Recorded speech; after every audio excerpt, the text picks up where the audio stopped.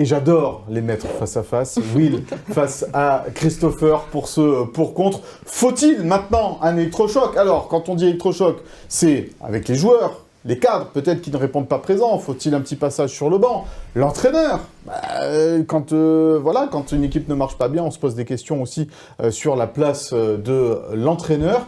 Je vais d'abord laisser la parole à Will. C'est quoi l'électrochoc pour un entraîneur? Tu le mets sur le banc, lui aussi, il y est déjà. Tu le dégages.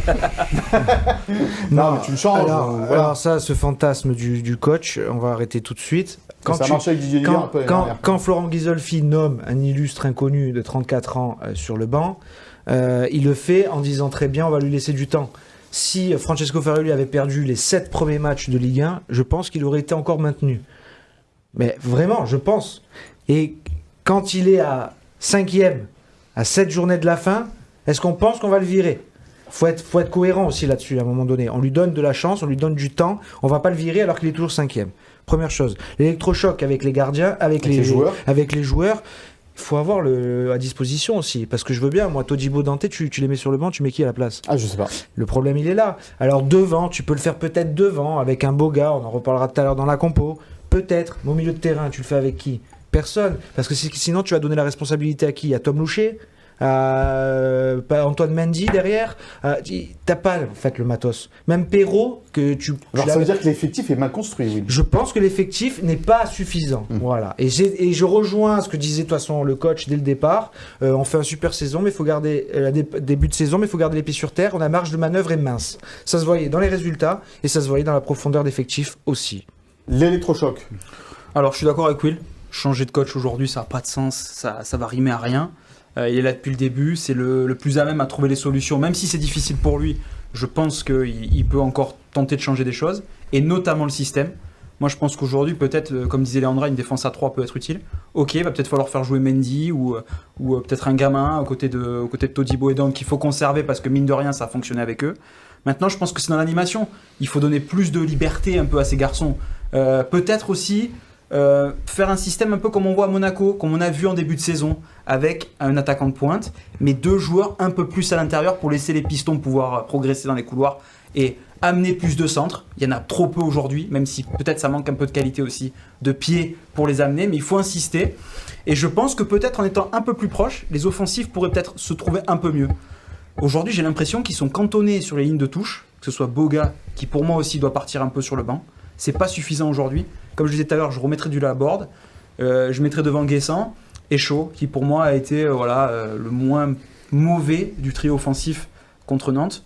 Voilà comment je partirais sur Reims. Donc l'électrochoc pour toi, c'est changer de système et mettre 2-3 joueurs sur le banc. C'est pas un électrochoc, c'est une leçon tactique là. Ouais. Non, mais aujourd'hui, on va pas pouvoir avoir de nouveaux joueurs.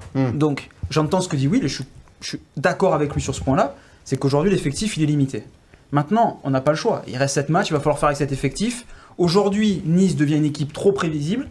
Il faut forcément changer quelque chose. Et quand vous avez peu de marge de manœuvre, ça passe pour moi par le système. Et pourquoi pas cette défense à 3? Parce que c'était Auxerre et un match de coupe, mais j'ai trouvé qu'il y avait eu pas mal de situations, qu'il s'était passé quelques petites choses. Alors pas sur l'ensemble du match, mais j'ai trouvé que malgré tout, quand des fois ça joue à 3, c'est pas si mal ce gym. Contre Toulouse aussi. Serge, votre avis sur la question? Est-ce qu'il faut, à un moment donné, taper du poing sur la table?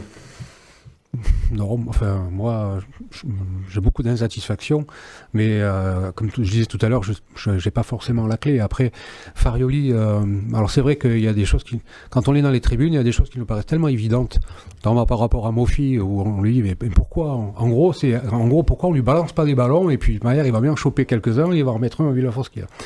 Bon, après, je pense que Farioli, il n'a pas l'air d'être trop idiot, il a l'air quand même de s'y connaître en football, et je me dis, il est plutôt de bonne volonté, de bonne foi, il va pas aller à contre-courant de ce qu'on pourrait avoir comme résultat. Donc, s'il fait ça, c'est qu'il y croit. À Lens, alors je suis pas spécialiste tactique, mais est-ce qu'à Lens, on avait changé la tactique? Non. Voilà. Non. Donc, même si on est prévisible, vous savez, souvent on dit Léo Messi, on le connaît, il est prévisible, mais pour autant, on peut rien faire contre. Là, c'est pareil. S'il a une tactique qui, quand les joueurs sont investis à 100%, ça marche. Et, donc, du coup, pourquoi il n'insisterait pas? Le levier, c'est l'énergie, l'attitude, l'état d'esprit. La synthèse. Bah, moi je suis d'accord avec Will dans le sens où l'électrochoc entre guillemets ça ne rimerait à rien et au final en fait on a du mal à savoir si le match contre Lens c'était une victoire en trompe-l'œil ou si vraiment c'était un peu le nouveau gym et ce qui doit continuer à incarner parce qu'on a vu un état d'esprit conquérant. C'est ce qu'on veut revoir et par contre c'est aussi au coach de trouver ce levier là et de l'activer. À Lens, moi j'avais pas revu un nouveau gym, j'avais revu le Voilà, gym de début de saison. C'est ça. Donc comme quoi il était pas totalement mort. Et c'était juste une question d'attitude. D'attitude parce que pour en avoir parlé avec certains joueurs, ils le disent eux-mêmes, ils n'ont pas fait un grand match à Lens. Non, t'as 3 cadeaux des Lensois que tu vas Si vas le but chercher, de Lensois de mais faut les Wally mettre. et l'égalisation est validée et pas pour un hors-jeu de... Le match c'est plus le même, il faut que tu le perds. Mais seulement dans l'attitude et tout, c'était complètement autre chose. Dans le scénario, ça te va bien. Mais dans l'attitude, c'était autre chose. C'est donc juste ça. Je pense que c'est comme par rapport à ce qui est prévisible et pourtant, je pensais à Ariane Robben. La classique. Il rentrait toujours son pied gauche, il enroulait. Tout le monde le savait qu'il allait faire ça. Mais il le faisait tellement bien que ça passait tout le temps. C'est pareil pour un système de jeu. Si tu le fais tellement bien, tu peux être étudié, attendu et tout. Si tu le fais bien, ça passe quand même. Mais retrouver la continuité en fait, c'est ça. C'est vraiment d'être capable, cet état d'esprit, de le montrer sur plusieurs matchs d'affilée. Pas comme ça. Comme ils l'ont fait en match début de saison. Exactement. Comme ils l'ont